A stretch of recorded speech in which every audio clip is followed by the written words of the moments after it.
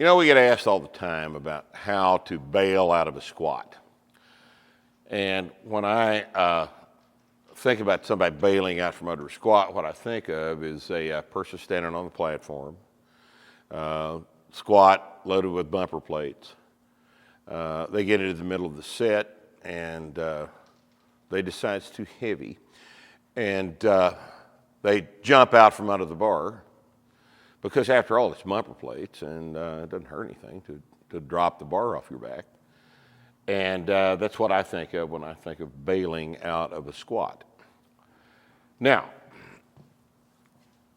bailing out of a squat indicates to me that you have given yourself permission to not try harder when it would have gone up. Now, if the squat is so heavy and the rep is so hard and it's ground to a stop and you are stuck under the bar and you are therefore pinned at the bottom of the squat, there might be a reason in that case to put the bar down.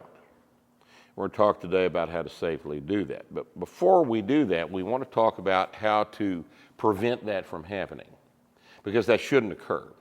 It doesn't have to occur, and with a little bit of advanced planning, you can fix things up so that you don't have to bail out from under a squat. Now, the first thing that you have to understand is that sometimes when we train with exercises like the bench press or the squat that can trap you under the bar, spotters are required. Spotters are an important part of a correct training environment if it's at all possible to have them. Now, if you're in a gym, you need to make plans to squat with spotters. Get organized. This is training. This is not coming to the gym and fucking around. All right, we're trying to get something accomplished here. We're trying to subject you to an incrementally increased level of force production stress. This requires planning. It requires planning in terms of you making your workouts designed correctly. It also requires planning in terms of equipment and spotters. This is your responsibility. If you're going to train for strength, you need to be prepared and equipped to properly train for strength. Okay, spotters are there in the event that you get stuck under a rep. All right, they're not there in lieu of you finishing a rep that you can in fact lift. You have to learn how to bear down on a heavy load. Bearing down on a heavy load is a skill that you cannot learn unless you do it, unless you make yourself do the work, even if you'd rather not. Okay, one of the things that we train for is this. Okay, this is a muscle that you train as well. All right, and when you are subjected to a stress you don't know whether you can do or not, then it is your job as an adult and as a lifter to try it. And if you lack the ability or the desire or the balls to try something that you don't know if you can do or not, then you are missing out on one of the most important aspects of what we do in this room. One of the things we do in this room, besides getting our muscles stronger, is getting our mind right. Getting your mind used to the idea that not everything has to be easy, but that everything must be at least attempted. Because in the absence of an attempt to do a weight, you don't have any data about the nature of that rep. If you get down to the 5th rep of a set and the 4th one was heavy and you'd rather put it up, but you don't put it up, you take it down and you come back up out of the bottom with it, or at least try to come back up out of the bottom with it. We have two different situations, don't we? If you put it up, if you rack the 5th rep, instead of squatting it, then you don't know what would have happened, and you don't have any data. If you try the 5th rep, you go down and you grind through it and you come back up, now you have data. You know something about your strength level. Likewise, if you take it down, get stuck at the bottom, and the spotters have to pull it off of you, you know something about your strength level. Either way, the attempt created the data.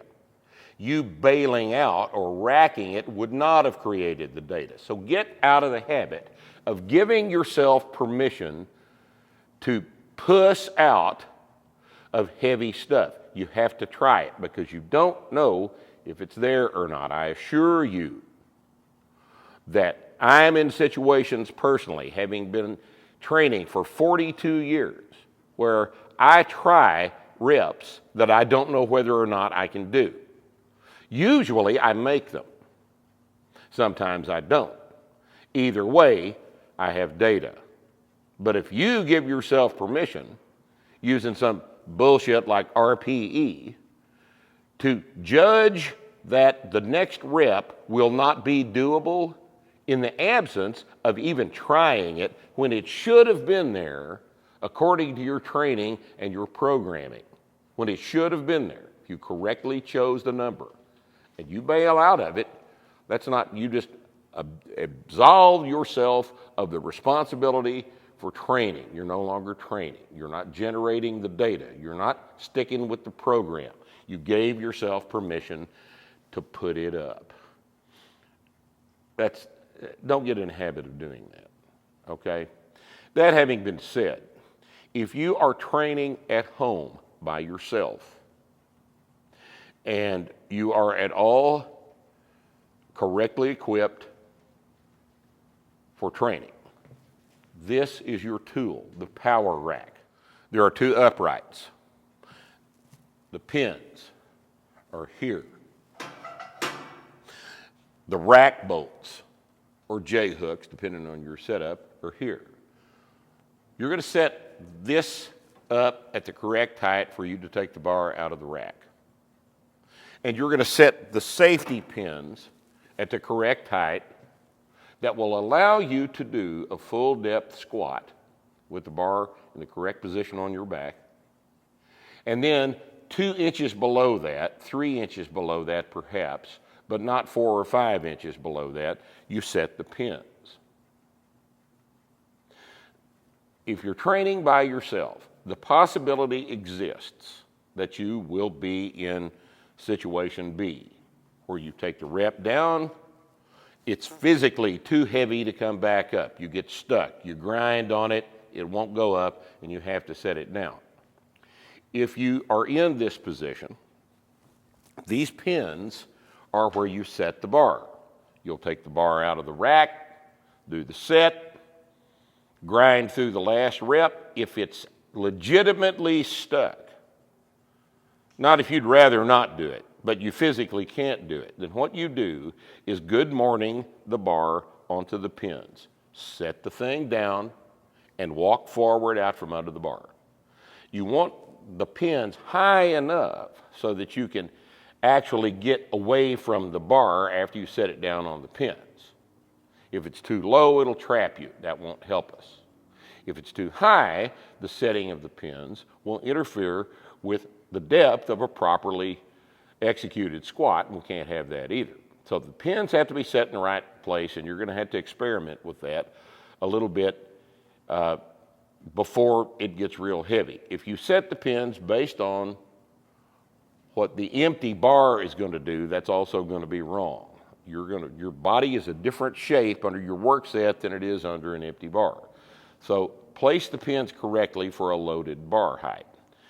Now, it is not okay for you to dump a bar onto these pins because you will bend it unless it's a very, very good bar. If it's your equipment and you want to do that, hey, you go right ahead. I don't care.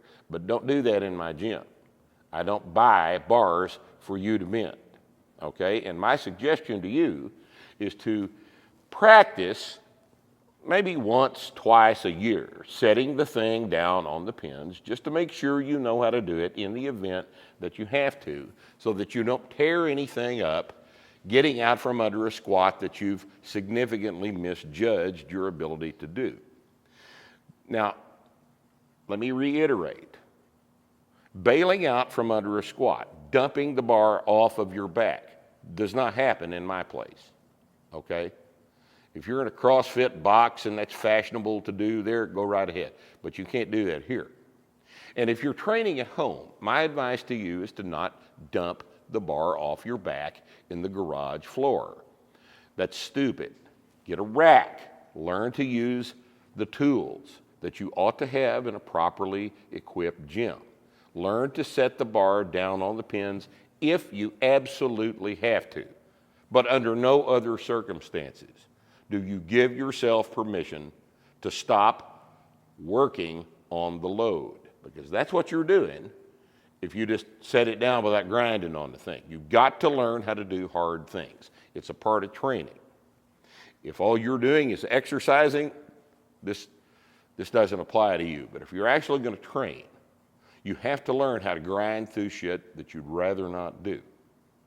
And I hope you step up to the challenge of doing that. You need to learn this. This is a skill. Thanks for watching.